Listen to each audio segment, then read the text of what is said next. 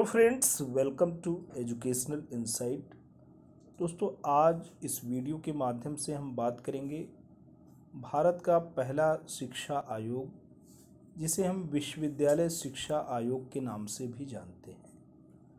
दोस्तों, हमारा देश सन 1947 को आज़ाद हुआ, तो विश्वविद्यालय स्तर की जो शिक्षा है उसको रीस्ट्रक्चर करने के लिए और ख़ास तौर पे जो तत्कालीन शिक्षा की पद्धति थी उसमें जो सांस्कृतिक पुनरुत्थान की बात है उसका समावेश करने के लिए और राष्ट्रीयता की जड़ों को पुष्ट करने के लिए एक विश्वविद्यालय स्तर पर शैक्षिक आयोग की स्थापना की गई। विश्वविद्यालय शिक्षा आयोग के नाम से इसे इसलिए जाना जाता है कि पहली बार हायर एजुकेशन के सिस्टम को रीस्ट्रक्चर करने की दिशा में दोस्तों ये काम हुआ। और आपकी जानकारी के लिए बता दें कि इस शिक्षा जो आयोग बैठा, इसके अध्यक्ष भारत के पहले उपराष्ट्रपति एवं दूसरे राष्ट्रपति डॉक्टर सर्वपल्ली राधाकृष्णन जी रहे, जिनके जन्म दिवस को हम प्रत्येक वर्ष 5 सितंबर को सेलिब्रेट करते हैं शिक्षक दिवस के रूप में। तो दोस्तों, आते हैं इस शिक्षा आयोग ने क्या क्या अनुमोदन दिया, क्या क्या रिकमेंडेशन दिया और इस शिक्षा आयोग की क्या महत्वपूर्ण बातें रही। एक एक बातें, एक एक पॉइंट आपके साथ दोस्तों डिस्कस करेंगे। विश्वविद्यालय शिक्षा आयोग सन 1947 में भारत के आज़ाद होने के उपरांत राष्ट्रीय एवं सांस्कृतिक पुनरुत्थान हेतु देश की विश्वविद्यालय शिक्षा की पुनर्रचना हेतु डॉक्टर राधाकृष्णन आयोग या विश्वविद्यालय शिक्षा आयोग की स्थापना हुई।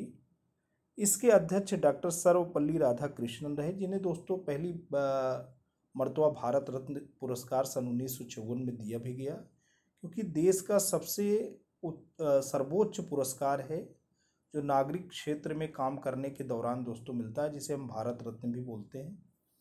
तो डॉक्टर सर्वपल्ली राधाकृष्णन को दोस्तों 1954 में भारत रत्न भी मिला था। अध्यक्ष इस विश्वविद्यालय शिक्षा आयोग के अध्यक्ष डॉक्टर सर्वपल्ली राधाकृष्णन रहे। आयोग की नियुक्ति दोस्तों जो हुई वो आयोग की नियुक्ति 4 नवंबर 1948 को हुई। यहाँ आप देख सकते हैं दोस्तों, 4 नवंबर 1948 को आयोग की नियुक्ति हुई और इस आयोग ने भारत सरकार को अपनी रिपोर्ट 25 अगस्त सन 1949 को दिया। इस रिपोर्ट में 747 पेजेस रहे। ये स्वतंत्र भारत का पहला शिक्षा आयोग रहा। विश्वविद्यालय स्तर की शिक्षा व्यवस्था संरचना की जांच करना और तत्कालीन समस्याओं का पता लगाकर उसके संदर्भ में भारत सरकार को आवश्यक सुझाव देना। तो दोस्तों, इस आयोग ने कुछ बातें कही। सबसे बड़ी बात दोस्तों, अगर हम शिक्षण के क्षेत्र में बातें करें तो इस आयोग ने दोस्तों ये कहा कि शिक्षण कार्य सप्ताह में 18 घंटे से अधिक नहीं होना चाहिए। शिक्षकों को अध्ययन के लिए एक बार में 1 वर्ष और संपूर्ण सेवा काल में 3 वर्ष अवकाश मिलना चाहिए, जिसमें शिक्षक स्टडी कर सकें।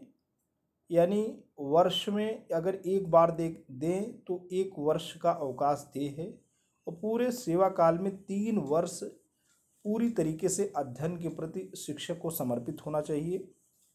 शिक्षकों का जो सेवा काल है, सेवा से अवकाश की उम्र 60 से बढ़ाकर 64 वर्ष करने का रिकमेंडेशन दिया। विश्वविद्यालयों में 3000 से अधिक और महाविद्यालय में 1500 से अधिक विद्यार्थी की संख्या न बढ़े, क्योंकि गुणवत्ता प्रभावित होती है। और 10+2 शिक्षा के बाद बच्चे महाविद्यालय या विश्वविद्यालय में प्रवेश करें, यानी शुरू से 12वीं तक की कक्षा में बच्चे पढ़ने के बाद ही महाविद्यालय या विश्वविद्यालय स्तर की शिक्षा में प्रवेश करें।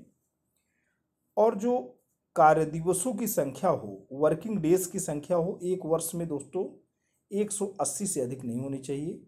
सायंकालीन कक्षाओं का भी आरंभ करने का सुझाव दिया। और सबसे बड़ी बात यह रही कि उच्च शिक्षा को समवर्ती सूची में रखा जाना चाहिए, यानी केंद्र और राज्य सरकारें दोनों ही उच्च शिक्षा पर आवश्यक कानून बना सकें, ऐसा रिकमेंडेशन दोस्तों दिया गया।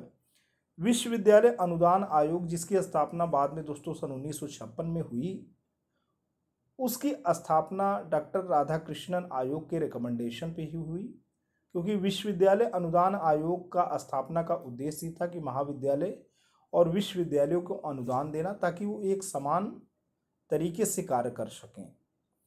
उच्च शिक्षा 3 स्तरों पर आयोजित हो, स्नातक 3 वर्ष का हो, स्नातकोत्तर 2 वर्ष का हो और शोध जिसको हम रिसर्च बोलते हैं वो न्यूनतम 2 वर्ष का हो। उच्च शिक्षा 3 श्रेणियों में बांटा जाना चाहिए: कला, विज्ञान, व्यावसायिक और तकनीकी शिक्षा। तो दोस्तों, और सबसे बड़ी बात ये रही कि ये जो टीचिंग का जो लेवल है, जिस तरीके से श्रेणी है, तो पहले ये मानते हैं कि प्रोफेसर हो, पाठक हो, व्याख्याता हो और शिक्षक प्रशिक्षक, ये 4 लेवल की आपने बात किया। इस आयोग में कुल दोस्तों 10 सदस्य रहे। जैसे कि आप देख रहे हैं, सदस्य भी दोस्तों बहुत ही इंपॉर्टेंट हैं।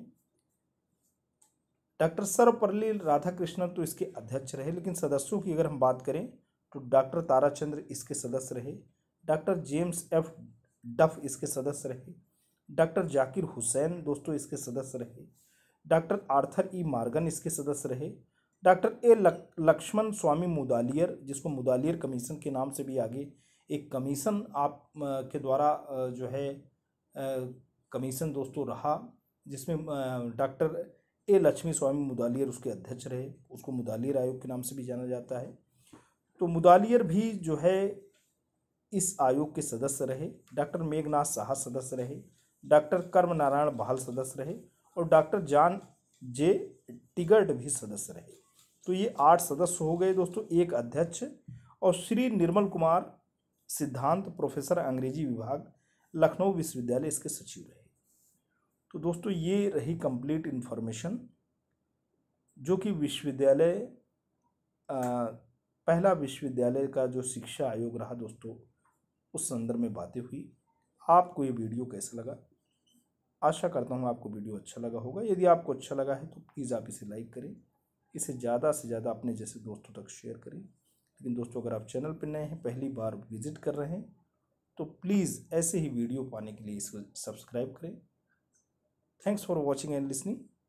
This is Ajay Prakash Dubey signing off.